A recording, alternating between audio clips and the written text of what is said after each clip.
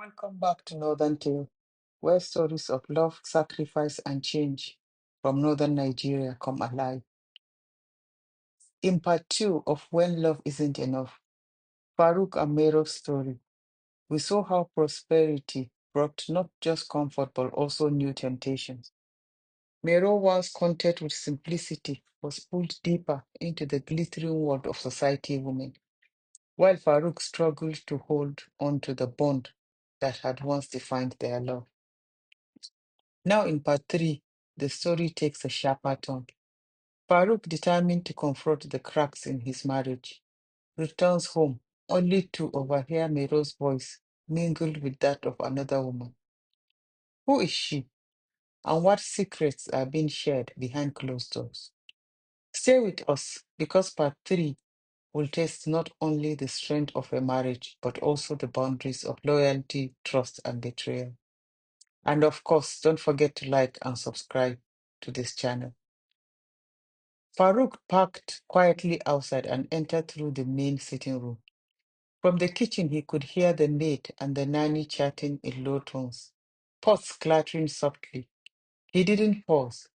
His steps were steady, driven by the determination to put an end to the storm that had swallowed his home. As he neared Mero's sitting room, he slowed.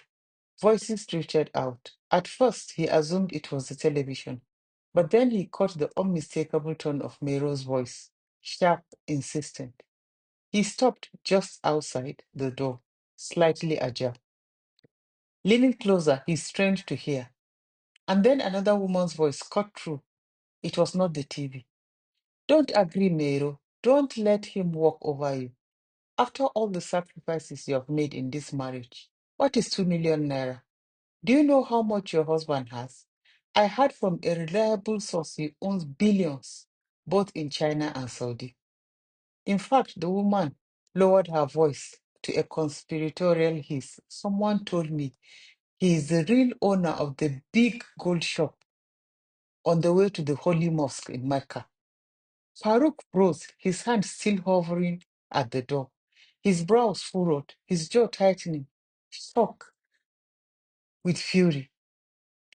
These were the very whispers, the poison that had been feeding Nero's discontent. His heart hammered in his chest, not from fear but from betrayal. Farouk's hand hovered at the door, every muscle in his body taut. The voices inside twisted like knives. Nero's silence, her friend's poison, the lies about his wealth. He felt the ground beneath him shift, the weight of betrayal pressing on his chest. His fist clenched on the doorframe. Should he storm in and shatter the illusion, or walk away leaving the truth to rot in silence? The decision will change everything. Something in him told him to wait, to listen, to let every poisonous word sink in before he acted. Inside, the woman's voice grew bolder, dripping with the venom dressed as friendship. Look at Haji Azule, she said. Her husband bought her 3 plots in Abuja just last year. Do you see her begging for Ashobi? Never. She demands and he provides. That is how a man proves his love. Mero murmured something too low for him to hear, but her friend cut her off sharply. No, no, no, no, no. Don't let him confuse you with his business talk. These men, if you allow them, they will hide money and tell you they are suffering. Wallahi, they will build empires abroad while you sit here looking like a maid in your own home. Farouk's teeth ground together. His breath came shallow, burning his lungs. The woman's tone softened now, taking on the syrupy weight of temptation. Mairo, you have rights. You don't need to cry and beg. There are ways, there are powers. Do you know Malam Balarabi? Eh? That man does wonders. One word from him, and your husband will be eating from the palm like a child. He will bring the money himself, lay it at your feet, beg you to spend. Farouk's stomach turned cold, his blood running in his ears. The woman pressed on, relentless. You think I'm joking? Ask Shafa'atu. Her husband used to beat her like goat. Now he kneels before her. Every salary, he drops it in her hands before buying even so. As for me, her voice dropped lower, prideful. You see these bangles? My husband fought, fought me over them. I went to Malam Balarabi. Since then, I don't even ask. He surprises me. This is how I got my car too. Gifts, my sister, gifts. Nero's small laugh, half disbelieving, half curious, slipped through the door. "Mhm. Are you serious? Serious? The woman scoffed. Wallahi, Nero, if you want peace, if you want power, stop wasting tears. I can take you there myself. You will see no more arguments, no more shame among your friends. Even this 2 million, he will hand it over, smiling. Outside the door, Farouk's body trembled, not with weakness, but with a rage so sharp it felt like fire in his veins. His jaw clenched until it ached. His nails dug into the wood of his frame. In the kitchen, down the hall, he could still hear the distant clatter of pots, the soft chatter of the maid and nanny, ordinary sounds of a household alive. Yet, here, just feet away, his world was shifting under him. Lies, poison, the devil's counsel whispered into his wife's ears while he stood powerless, listening. He wanted to burst in, to roar, to scatter the deceit with his bare hands, but something held him still. The need to know just how far Miro had already gone. And in that moment, crouched in the shadows of his own home, Farouk realized the battle was no longer just between him and Miro. Another voice had entered their marriage, one that threatened to tear it apart completely. Farouk's rage boiled over like fire breaking free of his chains. He slammed the door open so hard it struck the wall with a crack. Both women jumped to their feet, their eyes wide with shock. You shameless witch, he roared, pointing a trembling finger at Miroslav. You dare to come to my house and poison my wife with your lies. You dare. Duma scattered back, clutching her wrapper. Farouk, wallahi, you misunderstand. Shut your filthy mouth. His voice thundered, shaking the walls. If I ever see you in this house again, I swear by Allah, I will kill you with my own hands. You hear me? Kill you. Mero stood frozen, her face pale, lips parted, but no words coming out. The woman's eyes darted between them, panic setting in. Farouk stormed forward, towering over her. Out! He bellowed, shoving the door wider. Get out before I lose the little control I have left. The woman scrambled, nearly tripping over the hem of her lace as she fled. Farouk followed her, his fury relentless, his footsteps echoing like drums of war. Get man! He barked as they reached the compound. The guard rushed over, startled. This witch, Farouk spat, pointing furiously. If you ever allow her leg inside my compound again, you are finished. Do you hear me? You will lose your job that very minute. The gateman stammered, nodding quickly. The woman fled into the streets, her pride in tatters, her heels clicking frantically against the stone. Farouk stood at the gate for a moment, chest heaving, his breath hot in the night air. Then he turned sharply, storming back inside like a lion returning to his den. The chandeliers glowed coldly in the living room, casting light on Mero where she stood, rooted to the spot. Her face was drained of color, her hands trembling at her sides. Farouk stopped just a few feet from her, his eyes blazing. His voice dropped, no longer roaring, but heavy, deliberate, each word cutting like steel. Mero, look at what you have become. Look at the kind of people you now call friends. By the time Farouk stormed back into the room, Mero had already gathered herself. The fear in her eyes had gone replaced with cold defiance. So this is how you disgrace me before my own friend, she spat, her voice trembling with fury. Do you think I will ever forgive you for this humiliation? Farouk's chest heaved, his fist clenched. Disgrace? Mero, she came here to destroy our home, and you sat there like a child drinking in her lies. Her eyes narrowed, her voice rising like a wave. Lies? You call it lies, Farouk. You forget too quickly. When I married you, you had nothing. Nothing but a diploma and a room in your father's house. Everything you own today, every shop, every car, every brick of this mansion. You think it came from your sweat alone? It is the baraka I brought into your life. Without me, you will still be chasing scraps in the market. The words landed like daggers. Farouk's face twisted, anger surging. Baraka, don't you dare, Miru. Don't you dare reduce my struggle, my blood, my sweat to some charm of love you think you gave me. I built this with my own two hands while you sat at home demanding more and more. Her voice cracked, shrill and hysterical now. And what will I tell my friends? How will I show my face at the next gathering after you insulted me and drove her out like a dog? You have ruined me, Farouk. Ruined me. Her scream tore through the room like glass shattering. She screamed again, louder, uncontrolled, like someone possessed. Farouk's patience snapped. His voice rose to match hers, each word sharp as a whip. Enough, Mero, enough of this madness. But before he could finish, Mero's hand shot out blindly. In her rage, she grabbed the steaming mug of tea from the table and hurled it at him with all her strength.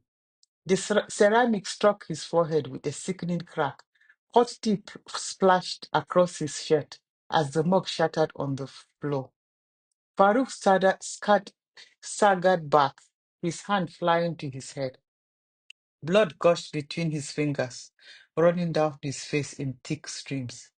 The sight jolted Meru back to herself. Her chest heaved as her eyes wide with horror. She dropped to her knees, hands trembling. Ya Allah, she whispered, staring at the blood on his hands on the carpet. What have I done? Farouk swayed, his face pale, his expression a mixture of shock and fury. For a moment, neither of them spoke. The only sound was the heavy thud of his heartbeat in his ears, and Meru's ragged, panicked breathing. She reached out a hand toward him, then pulled it back, her body shaking as confusion and terror overtook her rage. Farouk pulled away sharply when Mero's trembling tried to reach him. His hand pressed against the wound, blood warm and sticky running between his fingers. He snatched a small towel that the children had left behind that morning, pressing it lightly to his head. The maid and nanny stood frozen in the doorway, their faces pale, mouths half open, as they stared at the chaos unraveling before them. Mero's voice rang out behind him, frantic and broken. Farouk, please. Wallahi, I didn't mean it. Farouk, talk to me. Please forgive me. But he said nothing. His eyes burned with betrayal and disbelief. Slowly, he turned his gaze towards the nanny, his tone low but heavy with command. Call Kabiru, he said, naming the driver who usually ferried the children to and from school when he traveled. His voice was steady, but the veins in his neck told a different story. Tell him to bring the car. He will drive me to the hospital. The women scrambled, grateful for something to do. And within minutes, Kabiru arrived. Farouk walked out wordlessly, towel pressed to his head, ignoring Mero's sobs that trailed behind him. At the hospital, he sat under the harsh fluorescent lights as the doctor examined the gash. When asked what had happened, he forced a bitter smile and muttered, I hit my head on the gate. 5 stitches later, his head was bandaged and he was handed a small packet of painkillers with instructions to return in a week for removal of stitches. As he stepped toward the glass door of the hospital, his reflection stared back at him. The cream-colored kaftan he had put on with pride that morning was now stained with tea and blood. The bandage across his forehead made him look less like a respected businessman and more like a man who had barely survived a fight with a lion. For a moment, he stood there, staring at the broken image before him. His chest felt hollow. He had money, power, respect, but today he could not tell if he still had a marriage. Confused, betrayed, exhausted, Farouk stepped into the night air, unsure of where to go or what next to do. Farouk sat in the hospital car park, his head throbbing beneath the fresh bandages. The packet of painkillers felt useless in his hands. He thought of dialing one of his friends, but the shame burned too hot. To expose his home, his wife, to their gossip, never. With trembling fingers, he scrolled through his contacts until he landed on a name he had not called for such a matter in all the years of his marriage. His father. For a long moment he hesitated, his thumb hovering over the screen. Then with a heavy sigh, he pressed the button. Farouk, his father's voice came through, deep and calm. Farouk swallowed hard. Baba, I am at the hospital. Something happened with Mego. His voice cracked, him weighing every word. She hit me. I don't know who else to call. There was silence on the other end. Then his father spoke firm and low. Stay where you are. I am coming. True to his words, the old man arrived less than an hour later, walking with the quiet dignity that always seemed to command respect. Farouk rose, but his father raised a hand. Sit, no need. His eyes swept over his son's stained kaftan, the bandage stuck against his forehead, and for a brief second, sorrow flickered in them. Baba Wallahi, I didn't want to call you, Farouk said in his voice hoarse. In all these years, I have never reported her to you, but today I had no choice. His father placed a hand on his shoulder, heavy with both comfort and weight. My son, you did right. But listen to me carefully. Do not go back to that house tonight. Not like this. You need space. She needs to face herself. Farouk lowered his head, tears threatening again. Baba, no. His father interrupted, his voice firm. No more words. Come with me. And remember, this matter stays between us. Do not let your friends, do not tell your friends, do not tell your brothers. The world does not need to feast on your wounds. Farouk nodded silently. They drove back together, not to the mansion heavy with Miro's perfumes and chorus, but his father's house, the modern home Farouk had gifted him years earlier when his wealth first smiled on him. His clean lines and quiet rooms felt strangely comforting tonight. There, his father found him a fresh set of clothes, simple but clean, and waited silently as Farouk changed. The rich cream kaftan, now ruined with tea and blood, lay crumpled in a corner like a forgotten dream. When Farouk finally sat again, dressed and bandaged, his father studied him for a long time before speaking softly. Rest, my son. Tomorrow we will talk. Mero's calls came one after the other, buzzing through the night like a stubborn alarm. Farouk glanced at the screen but let each one die out. His hand trembled with both anger and exhaustion, but his resolve held firm. He would not speak to her, not tonight. When Kabiru dropped him at his father's house, Farouk gave him one last instruction before stepping out of the car. His eyes locked firmly on the driver. Kabiru, he said quietly, his voice carrying a warning note, do not tell anybody where I am, not even my wife. If she asks, you will say no. Do you understand? The driver swallowed hard, nodding, yes, Oga. But back at the mansion, Meiro was relentless. She met Kabiru at the gate, her eyes wild with fear and frustration. Where is he? He demanded, grabbing his arm. Tell me where you took my husband. Tell me now. Kabiru shifted uncomfortably, his gaze darting away. Madam, please, Oga said I should not tell anyone. Mero's voice rose, sharp and accusing. Not even me, I am his wife. You think you can hide him from me? Wallahi, if you don't speak, you will regret it. Kabiru bowed his head, silent, clutching at the steering wheel, as if it would protect him. Farouk, safe in his father's guest room, ignored her continued calls. Instead, he dialed another number. His first son, Ahmad. The boy answered quickly, his voice worried. Baba, Farouk took a steady breath. Ahmad, listen to me. I am fine, but I had to travel suddenly for business. Don't be afraid. If your mother asks, tell her the same. And especially, he hesitated, his voice softened. Tell Gogo I'll be back. Remind her of what I promised, that everything will be fine when she returns from school. She must not worry. There was silence on the line before Ahmed spoke again, his tone carrying both confusion and responsibility. Yes, Baba, I will tell her. But will you come back soon? Farouk closed his eyes, his chest as tightening. Soon, my son, soon. When he hung up, he sat on the edge of the bed, his bandaged head throbbing. He felt torn between protecting his children from the storm in his home and the shame of admitting how far things had already fallen apart. In the quiet of his father's house, surrounded by walls that once sheltered him as a boy, Farouk felt the bitter taste of exile in his own marriage. The next morning, Farouk's father summoned him to the sitting room. Sunlight filtered in through the curtains, casting long lines across the rug where Baba sat, leaning on his walking stick. His face was calm, but his eyes held the steel of a man who had seen much in life. Farouk, he began quietly, tell me, what do you think is the problem in your marriage? Farouk shifted uneasily, avoiding his father's gaze. Baba, it is Mero, she has changed. She no longer respects me. She listens to her friends. She mocks me. His father raised a hand, cutting him off. Enough. I asked you what you think, not what she has done. Answer me again. What is the problem in your marriage?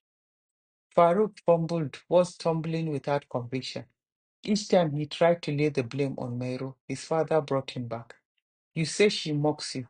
Do you reason with her, or do you only shout? You say she listens to her friends, but where were you when she needed a friend? Were you not always away, chasing contracts? Farouk's throat tightened. Baba, are you saying I am wrong? After all she has done?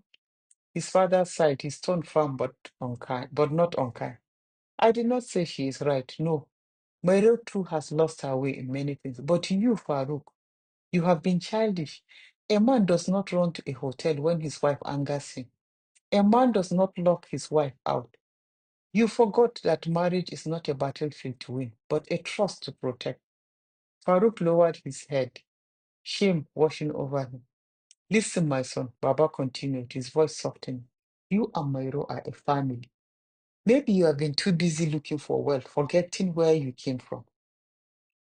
Do you not remember the days under the mango trees, the sacrifices she made, defying her mother, enduring poverty, living with you in a single room? She bore you children, gave you a home. This is not something to throw away over lace and gossip. The old man leaned forward, his gaze sharp. Decide what you want, Farouk. If you still want this marriage, then do whatever it takes. Swallow your pride. Fix your home. Contain this fire before it burns everything. Such scandal should never leave the walls of your house. The world is eager for gossip. Do not feed them with your shame. Farouk felt the weight of the words sink deep into him. His father's son carried no room for argument, only truth. For the first time since the fight, Farouk saw not just Mero's faults, but his own reflection in the cracks of their marriage. Farouk spent the whole day pacing his father's words echoing in his mind like the call for prayer. Marriage is not a battlefield. Contain the fire before it burns everything. Again and again, the counsel returned, refusing to leave him in peace. By evening, he picked up his phone and dialed his travel agent. Book me a flight, he said simply. I want to go to Umrah tomorrow night if possible. The agent confirmed an 11 p.m. departure. For the first time in days, Farouk felt a strange calm. He typed out a message to Mero, his hands steady. I am going for Umrah to clear my head. When I return, we will talk. Before doubt could creep in, he transferred 3 million naira to her account, 2 million for the Ashobi she had demanded, 1 million for the house. With that, he put his phone face down. When Meru received the alert and his message, she called him again and again, desperation flooding. But Farouk did not answer. He had made up his mind. The next night, beneath the quiet hum of the plane, he stared out into the darkness, whispering silent prayers. In Mecca, he circled the Kaaba, each step a plea for strength, for wisdom, for forgiveness. Between business meetings, he sat alone in his hotel room, the Quran open before him, begging Allah to show him the path back to peace. After 1 week, he returned. His first stop was the hospital where the stitches were carefully removed. He caught sight of himself in the mirror, the scar now healing, the bandage gone, but the wound beneath still raw. He looked nothing like the wealthy man people envied. He looked like a man who had wrestled with himself and survived. That evening, Farouk drove home, his heart heavy but calm. He walked into his house with a quiet resolve. His father was right. He had been approaching this all wrong, but now he had made a decision. Mairo had turned their love into a transaction, measuring affection by the weight of bank alerts. But Farouk knew something Mairo did not, something that will change everything. As he stepped into the living room, his children rushed to greet him, their laughter filling the air. Mairo appeared in the doorway, her face tight with both relief and pride. She opened her mouth to speak, but before she could, Farouk raised his hand. Mairo, he said softly, his voice steady and final. We need to talk. Thank you for watching Northern Tales, where stories of love, sacrifice, and change from Northern Nigeria come alive. If you have been following Mero and Farouk's journey, don't miss part 4, where love, loyalty, and pride collide in ways that will shake their family to its core. Don't forget to like, share, and subscribe, and click the notification bell so you never miss the next chapter.